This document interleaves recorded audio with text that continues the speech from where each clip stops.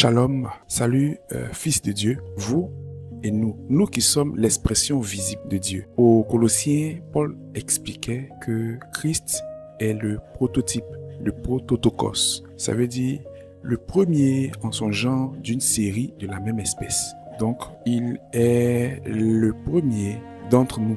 Et quiconque l'a vu, nous a vu. Et quiconque nous voit, sait qui il est. Nous allons aujourd'hui parler de la conversion au Seigneur. Donc, quelqu'un se convertit au Seigneur. La personne ne l'était pas. La personne n'était pas le Seigneur et la personne devient le Seigneur. Nous allons parler de ces choses. Okay? Donc, je situe déjà le contexte. Commençons par la Genèse. Il faut dire que Dieu décide de créer l'homme à son image. Et qu'est-ce qu'il fait? Il prend la poussière, il souffle dans les narines de ce corps poussière et l'homme devient une âme vivante. Mais Dieu, il est esprit. Donc ce n'est pas fini. Ok? L'homme devient une âme vivante. De quoi est constitué l'homme? L'homme alors est constitué d'une âme, d'un souffle et d'un corps. Où se situe l'homme dans l'âme? C'est quoi l'âme?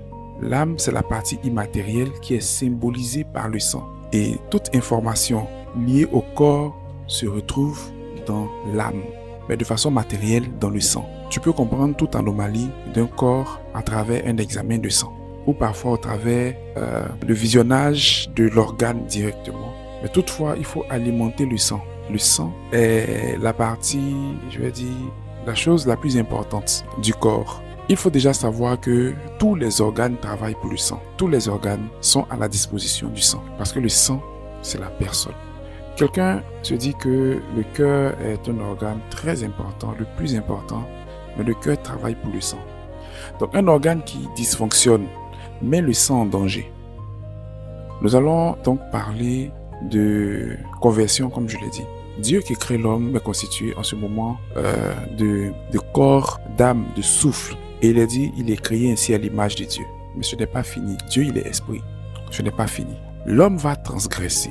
L'homme va pécher. Et quand il pêche, il est corrompu. Il n'avait pas encore touché à l'arbre de la vie. Donc, il n'était pas éternel. C'est pourquoi je dis que l'image de Dieu n'était pas encore achevée. Il n'était pas éternel. Donc, cet homme-là, Dieu aurait pu lui dire, je te pardonne. Je te pardonne, je suis trop bon. Mais Dieu ne le fait pas. Pourquoi? Parce qu'il ne suffit pas de dire à quelqu'un, je te pardonne. Il faut changer sa nature. Il faut le recréer parce qu'il est atteint, il est pollué. Ok? Il a rejoint la dégradation par désobéissance. Parce que ses pensées ont choisi la destruction. Pourquoi les pensées? Un jour, les Juifs, les pharisiens sont venus voir Jésus pour accuser les disciples, disant qu'ils se sont permis un jour de sabbat de manger la nourriture des champs des gens. Et le Seigneur a dit, ce n'est pas ce qui entre dans la bouche qui souille l'homme, mais c'est ce qui sort du cœur.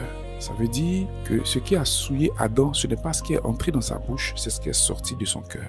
Donc en réalité, les choses sortent du cœur et c'est ça qui constitue les sources de la vie. Pas ce qui entre dans le ventre, parce que ce qui entre dans le ventre est ensuite évacué dans les lieux secrets. Le Seigneur, en expliquant ceci, est en train d'expliquer ce qui s'est passé dans la Genèse. Donc nous revenons. Cet homme n'a pas en lui de partie divine, ok? Son cœur, c'est l'âme vivante. Une âme vivante est toujours en train de vouloir recevoir des choses pour vivre, parce qu'elle ne fait que vivre à partir de ce qu'on lui donne. Alors que Dieu, il est esprit vivifiant. Pas un esprit du commun des esprits. Pas un esprit constitué des mêmes substances que l'esprit malin, par exemple. Lui, il est divin. Ça veut dire source de toutes choses. Donc, quand on parle de Dieu esprit, c'est encore différent de quand on dit que le diable est un esprit. Il ne s'agit pas de n'importe quel esprit. Ok? Donc, on poursuit.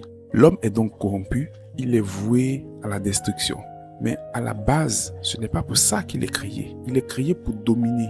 Et l'une des preuves que ce n'était pas fini, l'homme n'était pas encore l'image parfaite de Dieu. Dieu lui dit de dominer ce qui se meut sur la terre, ce qui est dans les eaux, de dominer sur toute la terre. Mais il ne parle pas des cieux, il ne parle pas des esprits. Il dit sur toute la terre. Et les choses se passent ici. Donc il est chassé. Maintenant, Dieu ne change pas. Dieu ne change pas. Il a dit, faisons l'homme à notre image et selon notre ressemblance. Cette seule image de Dieu ne peut qu'être vue en Christ, qui est l'arbre de la vie que l'homme a refusé de consommer. Donc qu'est-ce qu'il fait? Il vient sur la terre rejoindre l'homme dans une forme d'homme. Il existait en forme de Dieu, mais il s'est transformé. Il s'est formé un corps, il a pris une forme d'homme. Ok? Et quand il prend une forme d'homme, le jour du baptême, l'esprit descend sur lui à la manière dont atterrit un oiseau, à la manière d'une colombe, généralement on le dit. Et dans la suite, on nous explique que Jésus, rempli du Saint-Esprit, revint du Jourdain et il fut conduit par l'Esprit dans le désert. Ça veut dire que l'Esprit ne s'est pas arrêté sur lui.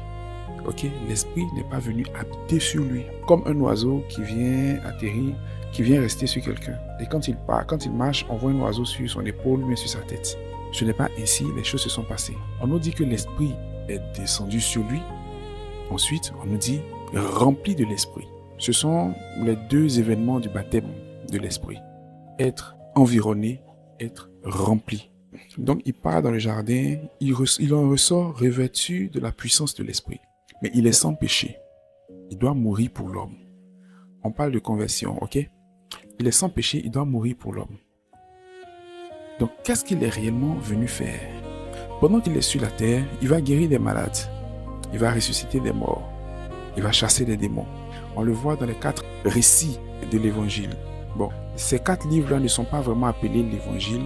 Ce sont des livres historiques du passage de Christ en chair sur la terre. Parce que quiconque ne confesse pas Jésus venu en chair, c'est l'antéchrist. Donc voici un moyen de reconnaître le Christ. Mais ce n'est pas encore ça l'évangile, parce qu'il n'y a pas 4 évangiles. Il y a un seul évangile qui est la révélation de la nature de Dieu, de la justice de Dieu par la foi en Christ. Donc nous continuons. Quand il vient, le but, c'est d'arracher l'homme à l'espèce adamique corrompue, l'espèce qui est en péril, pour lui donner la vocation divine, le règne de Dieu. Et non pas pour être le guérisseur, le protecteur, le consolateur. Ce ne sont pas les fonctions que Christ est venu révéler aux hommes. Mais bien sûr, pendant son passage, il a exercé ceci pour que l'homme voie la réalité de Dieu pour les hommes. Ce que Dieu permet aux hommes. Malheureusement, le regard des frères s'est arrêté sur ces œuvres que Jésus manifestait vis-à-vis de ceux qui n'avaient pas l'esprit, vis-à-vis de ceux qui ne sont pas nés de Dieu, ceux qui ne sont pas convertis en esprit, mais qui ne sont que des âmes vivantes. Ok? Et c'est là que se trouve le problème. Combien de personnes cherchent la protection, à qui l'on demande des dîmes et autres, pour prier pour qu'ils aient la protection de Dieu? C'est un faux business. Nous poursuivons dans le prochain vocal, s'il vous plaît.